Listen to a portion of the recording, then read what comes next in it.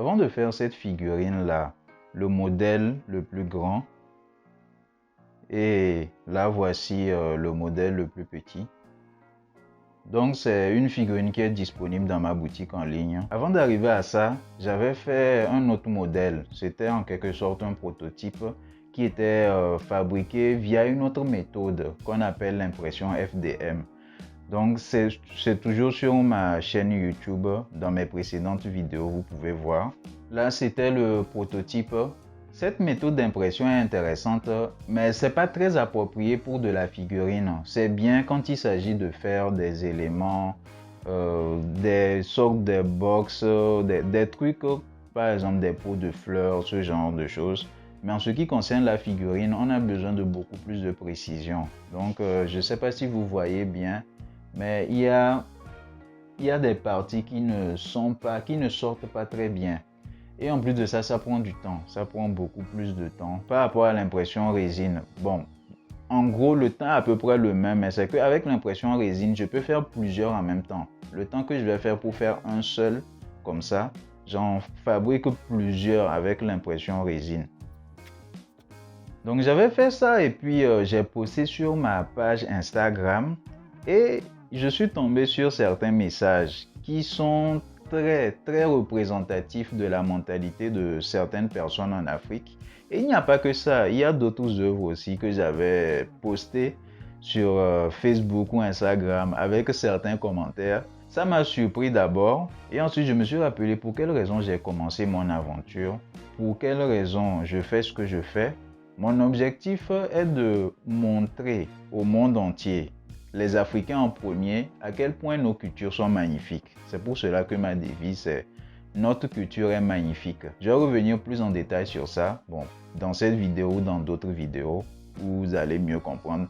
Mais concernant ça en particulier, je suis tombé sur les messages là que voici, je vais vous lire. Il y a celui-ci notamment, Nak H, je ne sais pas quoi, il a un pseudo particulier qui dit « C'est honteux, je suis désolé de voir ces œuvres diaboliques dans ce pays. C'est même insultant. » Et il y a un autre qui dit « Depuis sa construction jusqu'à maintenant, je ne dis pas le Sénégal, mais le continent africain va mal.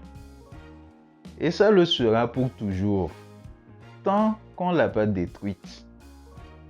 Et le Sénégal n'en verra jamais le développement qu'on voulait.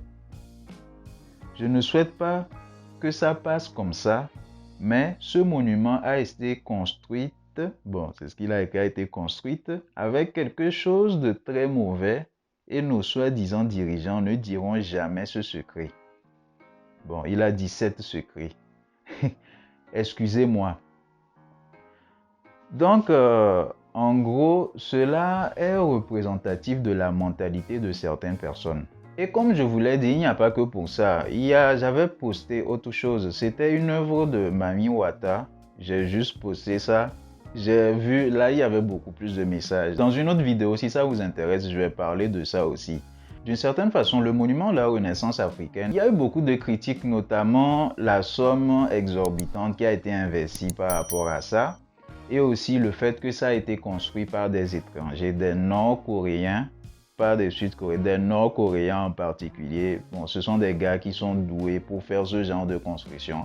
La preuve, dans leur pays, ils arrivent à faire au détail près des œuvres de leur très cher président qu'ils aiment beaucoup. Et des très grandes œuvres. Donc, le président de l'époque du Sénégal, Abdoulaye Wade, les a sollicités.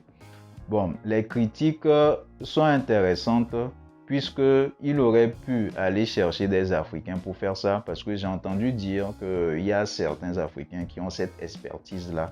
Et ça, je comprends ça très bien. Et il y a d'autres qui critiquent ça d'un point de vue idéologique. Le Sénégal, c'est un pays à majorité musulman. Et on critique l'œuvre parce que les personnages qui ont été représentés seraient dénudés. En particulier la femme, et ça les dérange.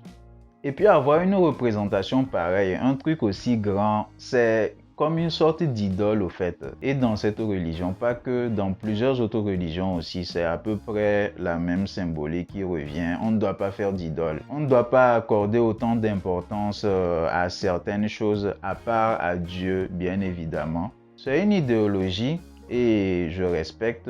En tout cas, chaque idéologie est bonne à entendre. Toutefois, si on veut faire évoluer les choses, si on veut aller de l'avant, il faut un certain changement. Il faut une idéologie différente. Et moi, l'idéologie derrière la représentation de ce monument, j'y adhère parce que le nom déjà, le monument de la Renaissance et la symbolique, c'est ça qui m'a plu par rapport à cette œuvre-là. C'est pour cela que j'en ai fait une figurine. Même avant de faire une figurine, j'avais même fait une illustration de ça qui remonte à plus de 2 ans, je pense. Au lieu de se concentrer sur les détails du genre, les personnages sont nus, ce genre de trucs-là. Donc, moi, ce que je vois, c'est la famille. Ça représente une famille africaine. Et dans cette famille, il y a une certaine complémentarité. Il y a l'homme qui est représenté, musclé, tout ça, qui pousse sa femme vers le haut. Il tient sa femme et l'enfant, il a mis l'enfant encore plus haut. L'enfant est tout au-dessus et l'enfant montre une certaine direction. Si vous remarquez bien, l'enfant est tout au-dessus. Donc, c'est comme si ça représente le flambeau. On donne tout aux prochaines générations. On se bat pour que les prochaines générations puissent aller de l'avant. Et bien sûr, pour y arriver, il faut des efforts, il faut des sacrifices, il faut de bonnes valeurs et surtout les valeurs africaines. Maintenant, au-delà de ça, il y a le côté touristique qui n'est pas négligé, qui est même très important. Parce que quand on va à Dakar, c'est devenu une sorte de représentation. C'est un peu comme avec la Tour Eiffel. Quand on pense à la Tour Eiffel, on pense à Paris et tout ça. Je pense même que c'est la ville la plus touristique au monde. Beaucoup de gens viennent voir des trucs et malheureusement pour eux, il y a ce qu'on appelle le syndrome de Paris. Parce que ils sont souvent déçus et tout ça. Bon, bref, ça c'est des détails. Mais c'est très important dans la symbolique. Donc, il faut un lieu, il faut quelque chose de représentatif d'un lieu. Et quand on pense à Dakar maintenant, ce n'est pas négligeable parce que c'est quelque chose de très haut, c'est quelque chose de remarquable, c'est quelque chose d'original. Et en plus de ça, à l'intérieur, c'est qu'à l'intérieur, il y a un musée. Il y a un musée dans lequel on représente des œuvres culturelles de pays du Sénégal, bon, et pas que, je pense aussi il y a pour d'autres régions. Quoi qu'il en soit, il y a les mêmes peuples qui se retrouvent dans différents pays, donc c'est ça qui est cool.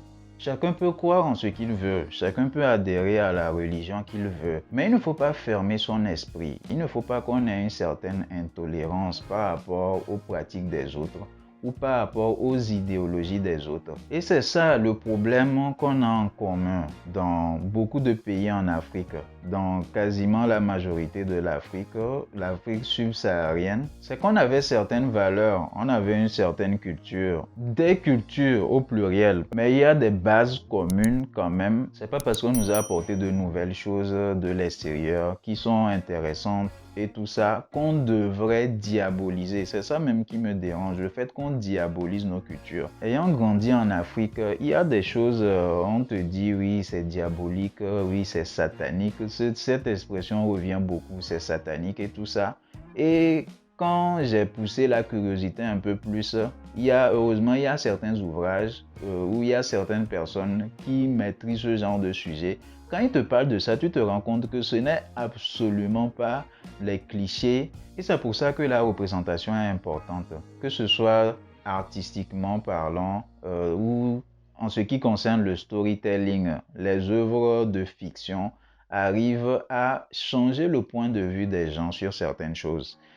Grâce aux œuvres de fiction, grâce à la pop culture, beaucoup de gens ont envie d'aller au Japon par exemple. Parce que avec tout ce qu'ils ont appris, ça les intéresse bien. Or, il y a de cela quelques années, on n'en avait rien à foutre du Japon.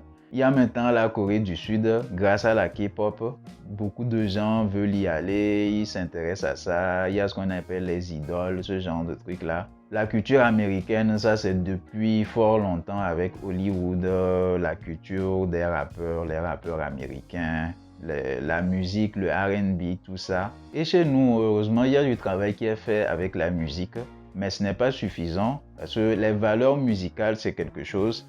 Mais il y a d'autres choses en ce qui concerne notre folklore, en ce qui concerne nos histoires, nos contes, des choses qui sont exceptionnelles, un point de vue différent, un paradigme différent, des valeurs qu'on peut transmettre. Par exemple, moi, c'est grâce au manga que j'ai compris que le monde n'était pas manichéen. Il n'y a pas, tout n'est pas tout noir, tout n'est pas tout blanc. Je me rappelle dans les anciens films, les films américains, il y a les gentils, il y a les méchants, et puis il y a toujours les gentils qui doivent battre les méchants. Et puis ce qui est curieux, c'est que toujours les gentils, ils tuent tout le monde, ils arrivent quelque part, souvent dans les fiefs de ceux qu'on identifie comme étant les méchants. Ils tuent tout le monde, et à la fin, c'est eux les héros, et ce genre de trucs-là. Et c'était devenu normal. Mais dans les mangas, j'ai découvert que il y a celui qu'on identifie comme étant mauvais, comme étant méchant. Ce n'est pas forcément le cas. Il a des raisons. Pour quelles raisons il fait ça? Il fait ça pourquoi? N'a-t-il pas été lésé dans le passé? N'est-il pas en train de se venger? Ou bien, peut-être même que c'est lui qui est dans le vrai. Parce qu'il y a des œuvres dans lesquelles, bon, celui qu'on identifie comme le héros arrive, se bat avec l'autre et dans leur discussion, ils se rendent compte que, ah non, bon, au fait, si lui, il agit comme ça, c'est parce que peut-être mon peuple avait fait quelque chose ou que moi-même, je l'avais fait quelque chose dans le passé. Et des fois, ça peut résulter sur une réconciliation où chacun se bat pour son idéologie. Donc là, ce n'est plus juste des gens qui se battent parce que tel est gentil ou tel est méchant, mais c'est des batailles d'idéologie et c'est celui dont l'idéologie est la plus forte qui l'emporte. Mais au moins, en ce qui concerne le public, vous allez voir, il y a des gens qui vont plus s'identifier à l'un ou à l'autre. Et là, ça montre un monde beaucoup plus réaliste. Donc, quand je dis notre culture est magnifique, je parle de ma culture, de ta culture, de sa culture. Et étant donné que la culture de chacun ne vient pas seulement de son lieu d'origine, mais aussi de ce que la personne a appris, des voyages qu'elle a effectués. Quand tu vas quelque part, il y a cette culture qui s'y ajoute et ça fait que on n'a plus une culture, mais on a des cultures et nos cultures d'origine méritent d'être plus connues. Celle de l'Afrique, le berceau de l'humanité. Et c'est pour cette raison que la majorité de mes œuvres tournent autour de cette idéologie-là. En résumé, notre culture est magnifique. Dis-moi ce que tu en penses en commentaire. Donne-moi ton avis et surtout, ne laisse pas ça juste pour toi. Partage cette vidéo ou va jeter un coup d'œil aux autres contenus que je fais et partage. Fais découvrir ça à tes amis, à ta famille, à tes connaissances.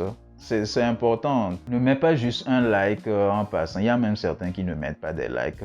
Je vois ça dans les statistiques. Mettez des likes, partagez. C'est la moindre des choses. Et concernant le monument de la Renaissance africaine, donc les figurines sont disponibles dans ma boutique en ligne.